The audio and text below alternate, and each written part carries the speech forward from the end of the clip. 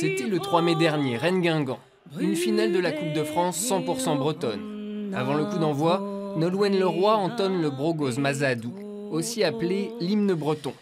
Un chant écrit en 1898 par François Jaffrenoux est largement inspiré, tant pour la musique que pour les paroles, de l'hymne du Pays de Galles.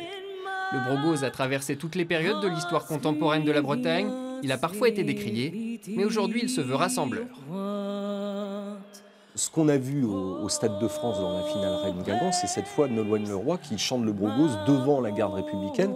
C'est tout un symbole de la dualité de la Bretagne. On se sent breton, mais on se sent aussi français. C'est prouvé par des études sociologiques.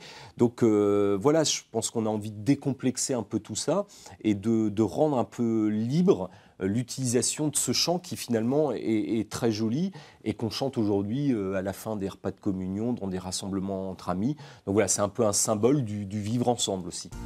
Alors France 3 Bretagne a décidé de lancer un grand défi et propose à qui le veut de revisiter le Brogoz. Pour ça, il suffit de chanter, de se filmer et de poster les vidéos sur le site internet de France 3 Bretagne. Le but, c'est qu'elle soit partagée. C'est-à-dire que vous avez des fonctions de partage sur Facebook, Twitter, Google+, et plus votre vidéo sera partagée, plus elle va monter en gros dans les premières. Et puis les premières de chaque catégorie vont être soumises à un jury de 5-6 personnes qui va choisir l'heureuse gagnante, gagnant-gagnant qui fera son tour du monde. Au-delà d'un tour du monde pour le vainqueur, ce défi se veut aussi pédagogique. Toujours sur le site de France 3 Bretagne, une série de petits cours ludiques permet d'aborder la langue bretonne tout en s'amusant.